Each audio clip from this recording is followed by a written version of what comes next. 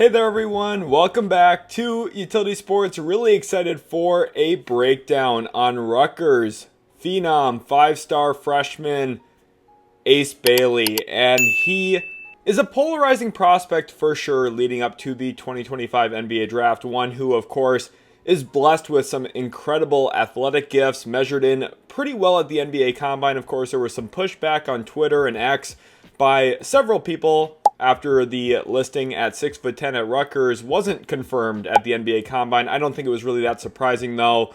At the end of the day, he still is a long, athletic, lengthy wing. The wingspan was very good, measured in pretty favorably even in comparison to someone like Jason Tatum, who of course is a bigger, longer forward in the NBA. So ultimately, I'm not really concerned about the actual physical measurements, but I still do think Ace Bailey is a tricky prospect evaluation this cycle, and not really one that is just the typical, oh, he's a boom or bust prospect. I really don't believe that. We'll talk about why in today's video, and I think the analytics, the stats do paint a pretty interesting picture from his freshman season at Rutgers. So let's take a look at that now. You see he did average a little over 17.5 points per game for the Scarlet Knights as a true freshman, and was very productive on the glass as well. Averaged over 7 rebounds per game, over 2 offensive rebounds per game as well. Now the assist to turnover rate, as you could imagine, if you've watched him at all, you could tell he is not a gifted passer. He is not a quick decision maker and not a very decisive playmaker at all when it comes to spreading the love for others. So that showed up quite a bit with his assist to turnover rate this year, where he had just a 0.65 assist to turnover rate, which was quite bad. A very, very poor 8.3% assist rate, an 11% turnover rate, which is really not that bad. Now you could classify some of his missed shots as turnovers. We'll talk about that a little bit later on in this video for sure, but he was very, very eventful on the defensive end of the floor. 2.3 stocks per game this past year for Rutgers as a true freshman. Obviously, some of those athletic tools showed up in a big way. The steal percentage isn't insane, 1.7%, I think solid. That block percentage for a wing forward type, though, is very, very good at 4.1%. A very respectable rebound rate at 12.2%. Now, when you look at the actual scoring profile, this is where things get a little bit more problematic for me. A 53.6% true shooting percentage is really not good. Very, very suboptimal for someone who spent so much time in isolation and tried to score the ball as much as he did. He made just 51.1% of his twos. Now, a little disclaimer, that's not far off from what Cooper Flagg made this year on 2-point attempts. So I think there's been a little bit of overlooking done by a lot of people on Cooper Flagg's deficiencies as a half-court scorer, and maybe a little bit too much eye-rolling at Ace Bailey. So I think that's an interesting topic of discussion there. Bailey, though, didn't make as many threes as Cooper Flagg did, just 34.6% of his three-point attempts. And I think the biggest red flag for me with Ace Bailey is that free throw rate, just a 24.3% free throw rate for Bailey. And he only made 69.2% of his total free throws this year. So all things considered, he was not a very productive prospect. You see that in his overall net rating too, where Rutgers was actually worse than their opponent this season when Ace Bailey was on the court. And if you contrast that to his Rutgers teammate Dylan Harper, who had a +8 net rating this season, I do think it tells a pretty good story about Ace Bailey and some of his deficiencies this past season in his freshman year for the Rutgers Scarlet Knights. So there are a lot of things for him to clean up, but really the biggest thing to build on here is his shot-making talent. You can't talk about Ace Bailey without mentioning the dynamism as a shot maker and really the degree of difficulty, at times even playing in similar play styles to a guy like Anthony Edwards, who of course has taken the league by storm the last couple of years with his continued growth and development as a shot maker. And Ace Bailey exhibits some of those similar characteristics as a high-volume pull-up jump shooter, someone who can rise up, shoot over the top of defenders. Now, people are going to throw out the Kevin Durant comparisons. I really don't like those comps, but I do think there is a lot of value to his overall shot-making profile and his touch, and the ability to be kind of a late shot clock grenade catcher and play finisher out of those areas. Earlier, you saw in some of the clips of him working in the pick and roll, playing off the catch. There is some value here, and at a 6'8", 6'9" height, he is going to be able to shoot over the top of guys, and I think that's a really good quality for him. We're going to talk about some of the problems that kind of arise on occasion as well. But for all of the people who are very big believers in Ace Bailey, this is really at the heart of the belief system. And it is just his shot making talent. He can put the ball in the hoop. Now, he didn't do it extremely consistently, and he wasn't super effective, as we saw with the advanced numbers earlier. Just again, a 53.6% true shooting percentage, which wasn't great. But some of the examples are really, really good, whether it's coming off of movement or off the dribble, creating for himself a little bit, getting crafty with the footwork, which still needs quite a bit of work, all things considered, in my opinion. But there is a lot of intrigue specifically around this skill set that Ace Bailey possesses, which is pretty unique in this draft class. And honestly, if we're talking about Ace Bailey as a prospect 15, 20 years ago, I think there would be a pretty different feel around for him, while now there's a greater analytics basing in discussion around draft prospects and better numbers and better theory and philosophy that kind of paints a better picture as a whole. Ace Bailey 15, 20 years ago maybe would have been the number 1 or 2 pick in this draft. Doesn't seem like he will be now at this point with Flagg and Harper, really occupying those top 2 spots. But there is still a lot of intrigue and a lot of people who do believe in Ace Bailey as a prospect. And again, a majority of that belief stems from his ability to just flat out put the ball in the hoop against tough coverages over the top of defenders. Now, again, I don't really think that's the best way to evaluate a prospect, and there are a lot of flaws in his game, specifically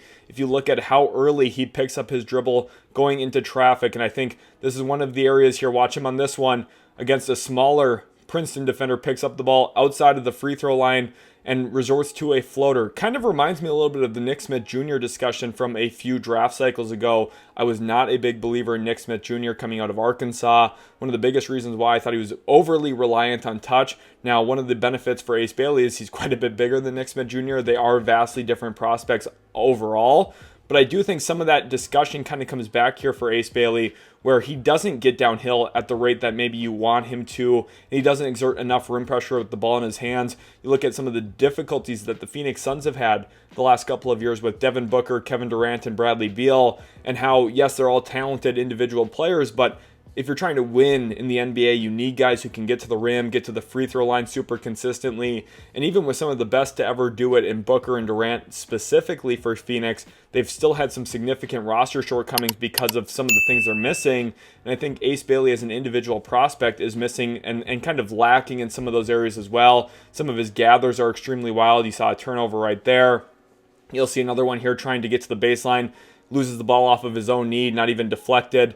And then he also has a questionable shot diet. You know, for every single shot that he makes that looks oh so tough, there's also an air ball miss or one that hits the backboard or comes up and draws front iron. Like, there's some really questionable decisions in his shot arsenal and diet right now that, while yes, some of them are flashy and really fun, and you watch the highlights, you say, oh my gosh, how is this guy not a top 2 pick?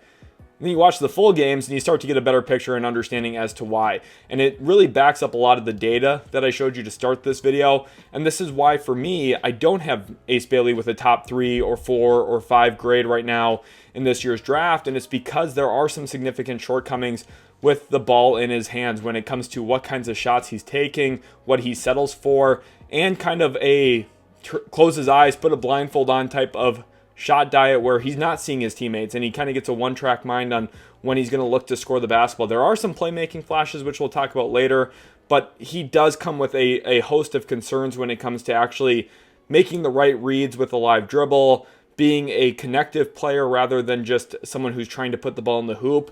And I think another area where he's going to have some significant limitations offensively comes from his play strength. He's very, very thin and wiry. Here you see him in the corner trying to carve out space. Actually does a good job here working the baseline. Some pretty nifty footwork. Gets an and one bucket there. But again, we're evaluating the process, not necessarily just the end result. Because I think one of the most important things in draft philosophy is envisioning how this is all going to work in the NBA and if it's an efficient enough play style to channel winning in the NBA. And there's a difference between finding college success individually and playing winning basketball, especially in the NBA. So I think all things considered here, now you see him in a post up here against Alabama's Darian Reed, gets bumped off the spot, forced to take a tough fadeaway from about 20 feet, comes up short on it. See him here trying to work in the pick and roll, doesn't hold his driving line well at all. puts up a layup that doesn't even touch the rim. You'll see on this catch here, going back to that Princeton game from very early in the season, gets walled up again well before the free throw line. The handle, I think, is very, very limited.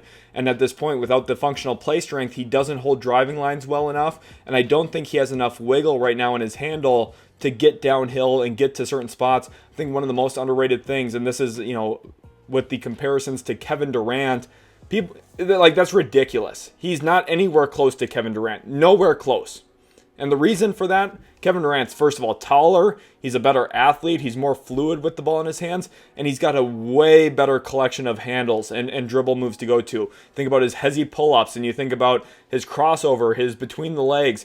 Kevin Durant has a whole host of clips of him cooking guys in isolation in the NBA and then shooting over them when he doesn't beat them. I don't think Ace Bailey has at all the handle to be reminiscent of Kevin Durant in any legitimate way. I think that's a pipe dream. You look at him playing against lesser competition here in college even. He doesn't have the functional play strength and the handle to actually win in isolation super consistently. Here he is against Nick Kern for Penn State. I had to make sure I enunciated that well so there was no misconceptions. But I just think the combination of early dribble pull-ups, the questionable shot diet, and the functional play strength limitations, like, he's just not going to get to the rim enough. I don't think he's going to get himself open enough in isolation. And I just think there's a real collection of problems here that limit his star potential for me. In my big boards, and you guys know the way that I do them with the actual ceiling and floor showcased on the graphic, people have been really upset at me for saying that Ace Bailey doesn't have all NBA upside. This is the reason why. You think about all of the best players in the world, they're able to dribble, create space, win with their handles, and play strength and functional tools. Ace Bailey doesn't have those things, and it really does just limit who he can be offensively. Do I think he's capable of scoring 20 points a game on a bad team? Sure. Is that a build-around superstar player? No. Do I think he'd be best suited as kind of a secondary third creator for a team that has a really well-channeled offense toward their number one guy? For sure. I think that's where the value probably starts with Ace Bailey on the offensive end of the court. And I do think there are some things he does very, very well on the offensive end. One of those things being movement shooting, and specifically his ability to play off the catch. When he does that, again, I want to emphasize that. When he plays that style of basketball, he can be very, very effective. Now, the movement shooting specifically is where you get to maybe use some of that shot-making prowess. Here he comes off of a wide pin action, actually gets back off the basketball, makes a very nice read on a touch pass, and then you also see it in some of the spot-up shooting. Now, again, he didn't really hold a great three-point percentage throughout the course of the season, shot just under 35% from three. Again, we're evaluating the process. I don't care that he missed that shot. I like the types of looks he gets in catch and shoot opportunities. There's a bad closeout, help off the strong side corner, and then here he is attacking aggressive closeouts. Teams are going to be scared of him at his length and height and the supposed shot making talent that we've talked about. Teams are going to run him off the line quite a bit, and this is where he gets to maybe maximize some of that touch and some of the pull-up shot making. Here he is against Texas A&M, gets all the way to the rim here, attacking a gap, and when he has someone who's already created advantage for him, this is where those other skills, those other tools start to shine a little bit more, when he doesn't have just a defender and team defense kind of set up in front of him, preying on his downfall and waiting for him to make something happen. I think when he's playing off the catch, playing off movement, which is really special. This is one of the things that if you're trying to sell yourself on Ace Bailey, watching him shoot off the move, watching him play off the catch, those are where you start to envision how he could be a really, really good player in the NBA, which is why I don't think he's going to be a bust prospect either. I think there's a lot of functionality. We're just starting to scratch the surface on some of those areas that I think he can be really great, but playing off the catch is one of them, where driving closeouts, attacking off the catch, and also just taking what the defense is giving him, whether it's catch and shoot standstill or off the move. I think there's a lot of value to love here with Ace Bailey when it comes to playing off the catch specifically, which is what, in my opinion, in my estimation, makes him more valuable than a quote-unquote boom or bust prospect in a lot of ways. I think there's a very, very solid niche that he's going to be able to fill in the NBA as an off-ball wing who can finish plays, function as a play finisher. And we also saw that playing off of Dylan Harper a bit this year as a cutter. I only have a few clips to showcase here. I do think this is something that is going to take continued coaching for him to start playing into this play style a little bit more.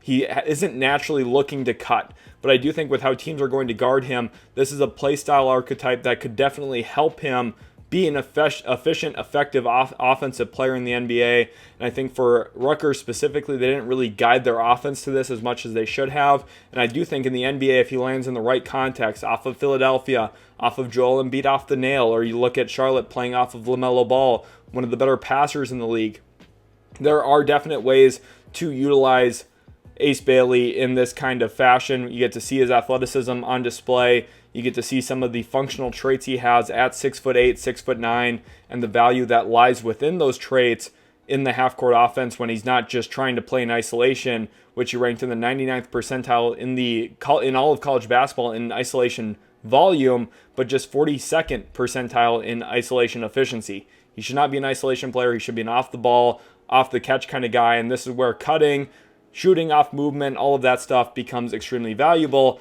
as is his rebounding. And this is actually one of the areas that I want to spend a bit of time on. I think as a wing prospect, someone who probably will play a majority of his minutes early in his NBA career as a small forward, this is where he has some elite value. He rebounds the ball well, and he keeps the ball high on rebounds. He's going to be pretty turnover averse in these situations. He's going to be very strong with the ball. This is where he does have some functional strength. I talked about it as a negative for him when it came to dribbling the basketball, handling the ball. But when it comes to rebounding, he boxes out. He goes up and meets the ball at the apex and comes down with it in traffic. This is something that I think is extremely, extremely useful. Here he is battling off Yannick Niederhauser for Penn State. He gets on the glass. He's extremely active, and I think this is where there is some significant value. Again, this is another reason why he's not just a boom or bust prospect. This is where he has some very good, legitimate ways of impacting NBA basketball in a winning fashion. It's going to take a while for the whole thing to come together for him to be a winning player in the league, in my opinion, but this is one of the areas where you put him in the corner and tell him, hey, crash on every offensive shot we have. He's going to come down with 2, maybe even 3 offensive rebounds a game, depending on how active a coach wants him to be on the offensive glass.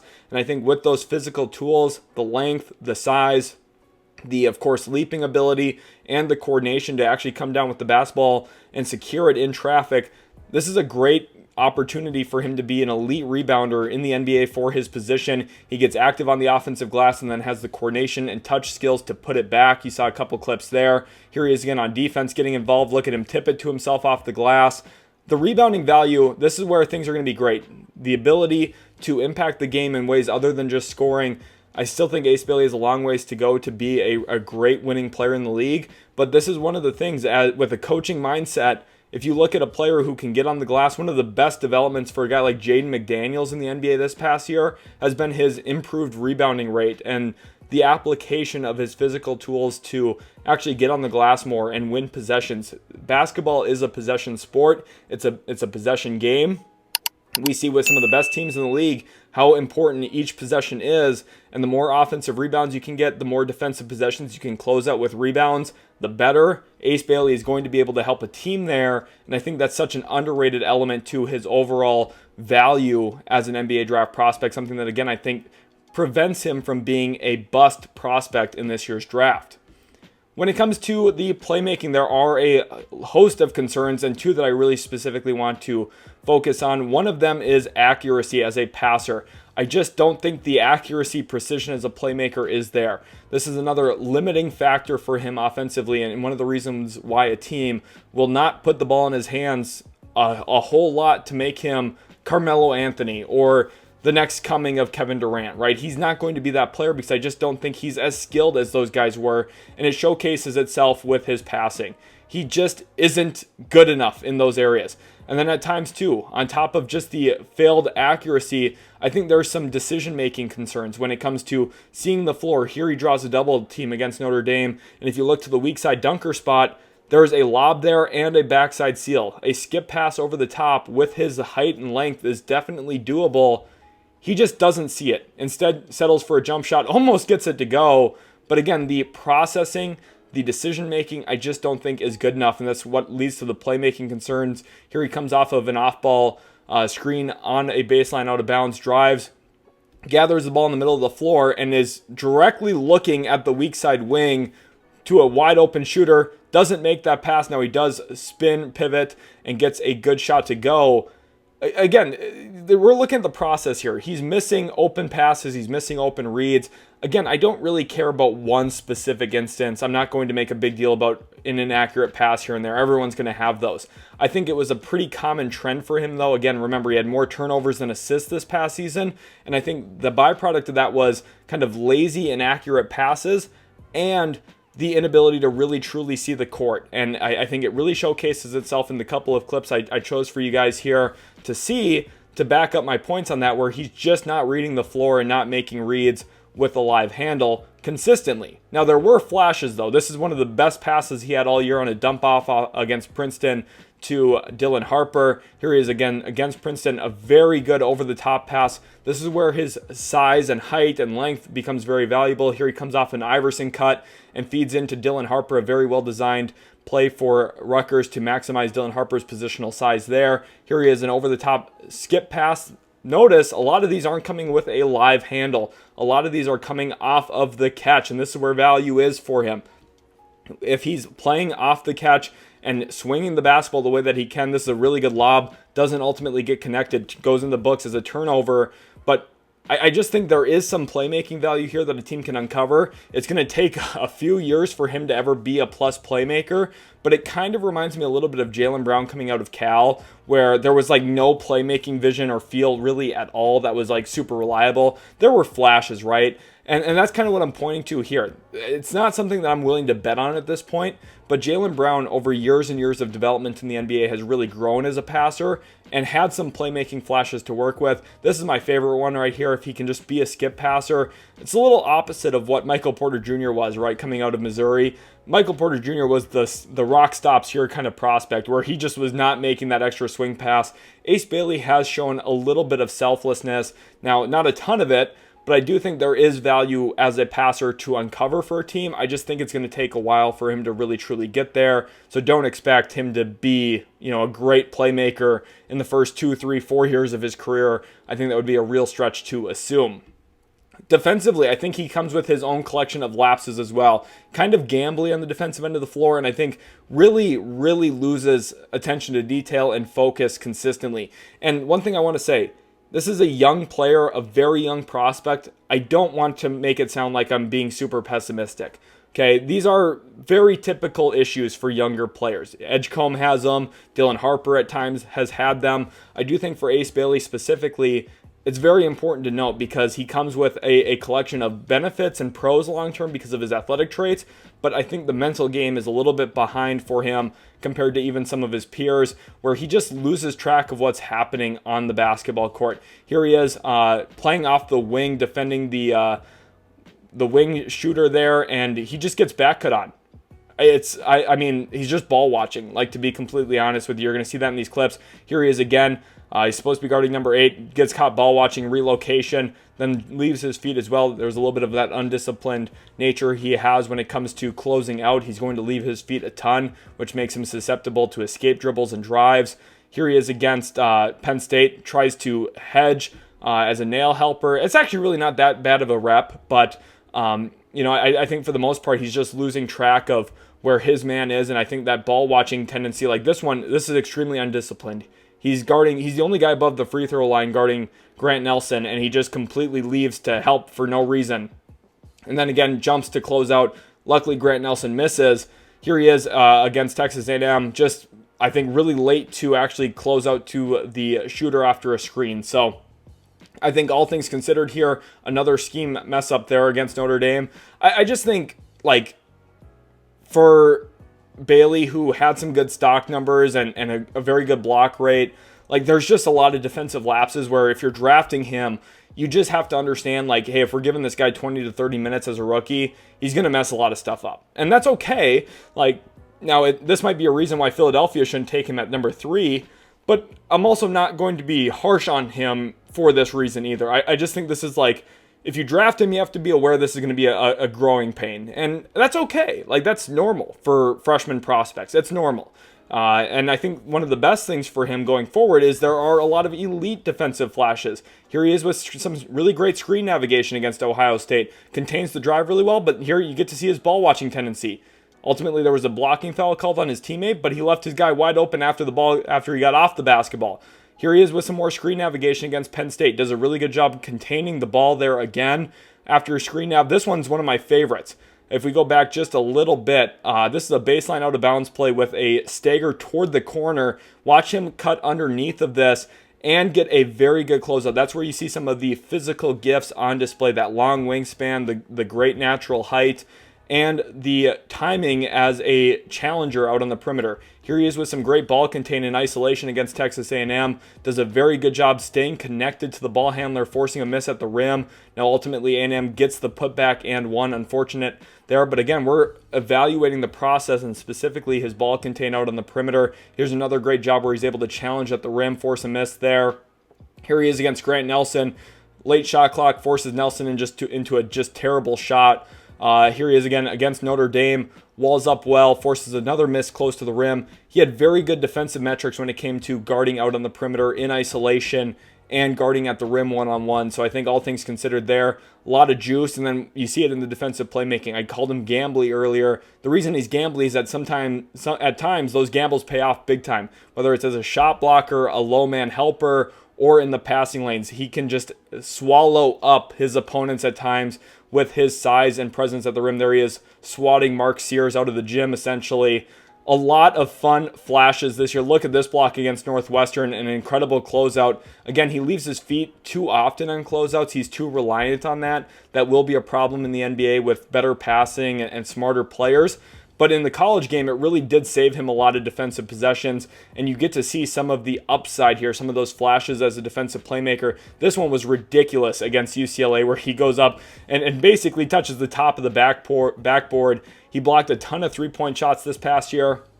A lot of really fun moments for a wing prospect. This is very atypical for someone who you're projecting to play kind of the wing spot in the NBA. He just gets his hand on the basketball a pretty good amount.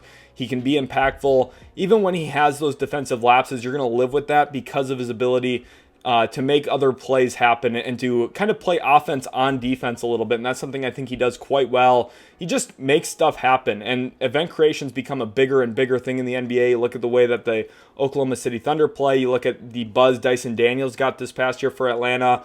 While I really don't think that Ace Bailey is going to ever be an on-ball stopper, there is a lot of juice for him to work with and some pretty good tape that matches it in terms of his screen navigation and ball contain to begin with, which makes me pretty excited about his defensive upside. And another reason why I don't think he's a boom or bust prospect, I think he's just a relatively safe prospect because he has a very high defensive floor long-term in my opinion, and I think he can be an impactful off-the-ball player on offense as well, which leads me to his shades of. And for me, the players that I really look at as potential comparisons for Ace Bailey starts with Michael Porter Jr., of course, kind of the longer play finishing shooter. Michael Porter Jr., of course, coming out of high school, was touted as this elite prospect who could create for himself, dealt with some back injuries that limited him. But in the NBA, we've seen MPJ mostly function as a play finisher, off of cuts, off of off-ball screens and actions. I think there's a little bit of Ace Bailey in there where it comes to the movement shooting, the shot-making talent, and some really impressive moments as a scorer when it comes to just flat out putting the ball in the hoop as a shooter. Another guy that comes to mind is Brandon Ingram, specifically going back to some of those off-the-dribble pull-up jump shots we saw earlier. Brandon Ingram is one of the better players in the NBA when it comes to converting on some of those opportunities. Again, we've seen that it's maybe not the most efficient play style and one that isn't super conducive to winning big in the NBA regular season, but it doesn't mean he's not talented, and I think Ingram is kind of that super high-end outcome for Ace Bailey, probably like 95th percentile outcome for him. Two guys who are throwback players that I think are actually really good comparisons for Ace Bailey. Steven Jackson, someone who put up big numbers throughout his NBA career multiple times, scoring 20-plus points a game. Did it for some losing teams, did it for some teams that weren't super competitive, but put up the numbers. Now, he was never really that efficient for the most part throughout his career, like a 42% field goal percentage, and a lot of his shots kind of came from pull-up threes, pull-up middies. I think a very similar shot diet to what Ace Bailey is going to be able to play within. And then Josh Howard, low-key one of my favorite comps for Ace Bailey, because Josh Howard was so physically gifted, such an elite athlete, especially at the time. And then he really utilized that to his advantage in the NBA, playing off out of the corner, working the baseline as a cutter, getting on the offensive glass a ton for a wing. I think there's a lot of similarities here for Ace Bailey between these four players. And as a prospect, I think he has a little bit of each of them in his game. Maybe Brandon Ingram with some of those mid-range pull-ups. You look at Michael Porter Jr. with the ability to play off the catch a bit. You look at Josh Howard with the functional athletic tools that made him an all-star at one point in time. And then also Steven Jackson, someone who I think carried a very similar shot diet, all things considered, to Ace Bailey, which, all in all, I think it's a pretty fair kind of collection of prospects and players to compare him to long-term, because he is a guy who, again, for me, I don't have as a super high ceiling, super low floor player. I have him as a pretty high floor, lower ceiling guy, which is going to be an off-the-ball play finisher, defend, rebound, wing, and that's valuable in today's league. You look at some guys who are playing big playoff minutes. Josh Hart, for example. I think Ace Bailey has better outcomes than Josh Hart in the league in a lot of different areas. So I think Ace Bailey, very safe prospect. Most recently on my big board, I had him in the top 12. He will definitely stay right in that realm and range. Anywhere from that 10 to 12 range is where I ultimately expect him to finish on my big board this year. I hope you guys have enjoyed the video. If you did, make sure to leave a like and subscribe. Let me know where you have Ace Bailey on your big boards at this point in time, and we'll catch you in the very next Utility Sports video.